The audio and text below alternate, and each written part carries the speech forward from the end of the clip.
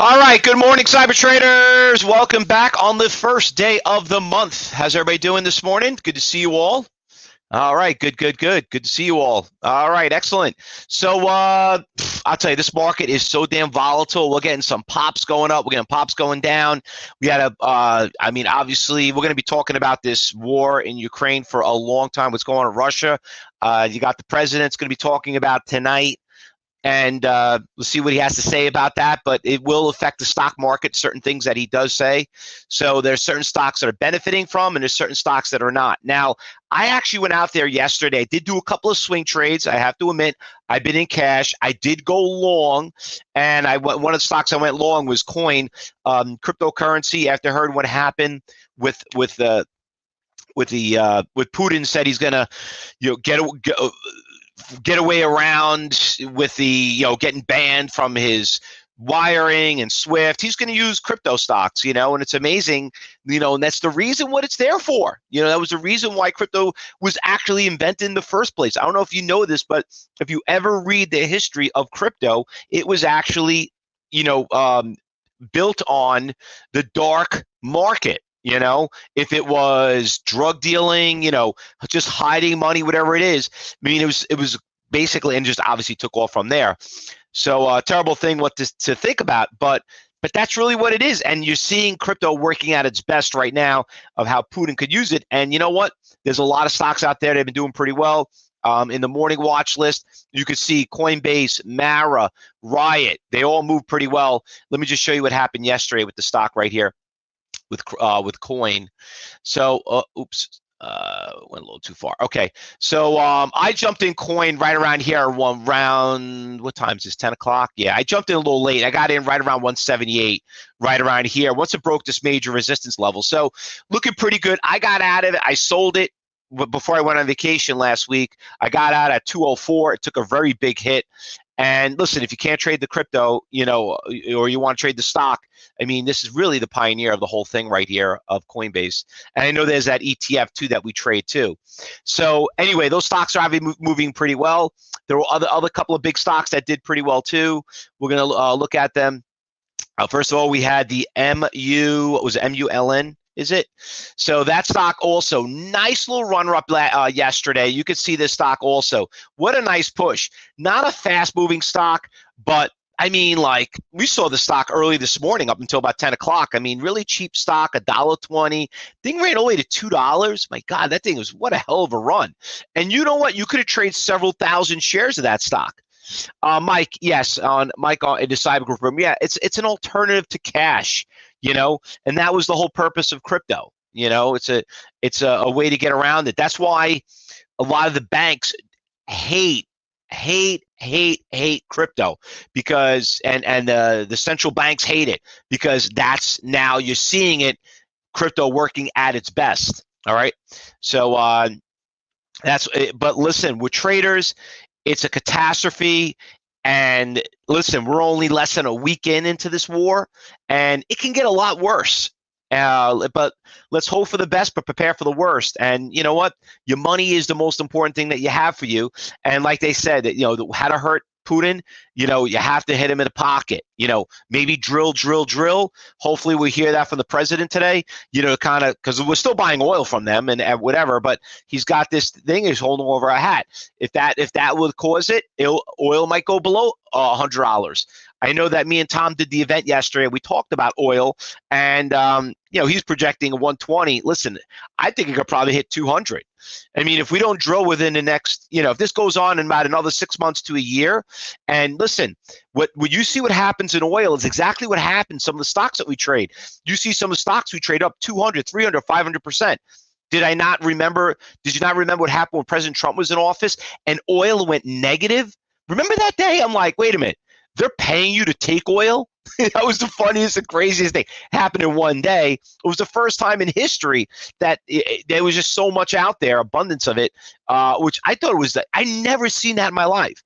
But you know what? Only we're going to bring it out back down is that if he comes out there and says we're going to drill, we're going to stop buying oil from Russia and all the states, and we're going to supply it. So hopefully we'll hear that from him today, because that would bring down gas prices, because the rate we're going looks like we're going to probably hit We're definitely hitting $4 a gallon of gas here in the U.S. I know you guys over in Europe pay more. I know. How much? By the way, I know we have a lot of Canadians. How much are we paying in Canada? How much you guys are paying? I don't know, liter. What are you paying for a gallon? I know you go by liters up there. What do you guys pay in Canada for gasoline now? Forgot how it goes. It goes per liter. I don't know. We have some people here in Europe and London too that are in here. Maybe you guys could tell me out of curiosity. Andre, $1.60 a liter. Okay, which is really not that bad. $1.50. So you got to figure that times that by 4. I remember it was like $1.20. So I mean, obviously you guys are big producers there, so it's a lot cheaper for you, and you're getting taxed heavily on that too. John, you're paying $1.50 a liter up in where's that? Up in London. Okay, $6 a gallon here in U.S. Cliff. I mean, that's basically without all those taxes too. It's $3 a gallon use. It's like I said, it'll probably get to close to like $5-6 a gallon here in the U.S. if we get to close to like $120, $150 a barrel. I'm thinking it could probably hit 200.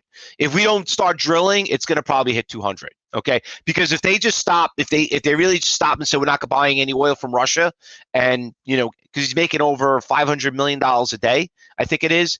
We'll see. Well, like I said, we'll see what happens with the announcements of today. Anyway, regarding about also that's moving pretty well that we traded to IMPP. That stock also did pretty well yesterday. It was a very quick winner, and it came right back down. AMC was awesome too, also. Very good stock mover yesterday. That stock, really nice mover, made most of its money, made its nice little pop early as much as we waited till up until about 11:30, went up to 19, a lot of resistance at that 19 level, and then came right back down. All right, so let's talk about what's moving today. So anyway, I wasn't a big trader yesterday because I don't like to trade on a Monday, and I don't like to trade on the most volatile days of the last day of the pay period. So we had a very short month, which is February. So now we have a brand new month. It's still going to probably take some time. People are going to start rebooting. Probably I'll give it a day or two. Probably tomorrow you'll get some really good action in certain stocks. We know we always find something that are moving. There was this one stock that moved pretty well here in the morning, and then she kind of died. CTIC, I mean, this thing came out of nowhere at a pre-market. It went from 250 to 330, and it finally came back down. A lot of big iceberg orders out there on CTIC, nice little mover. So that stock is making the watch list. This is another one too I found this morning. So it seems like a lot of these stocks crapped out. You could see that. And then obviously as we work our way in the gainers list, I mean, there's some stocks that are moving, but not really a lot, which I probably, the reason for it is the first day of the pay period. So I would be a little concerned on those stocks. Now, Tom was talking about yesterday when we did the live trading. He's been a big fan of a lot of these small cap oil stocks. So you could see there are a couple of them out there. We got the BRY, we got the BSM, we got the CDEV.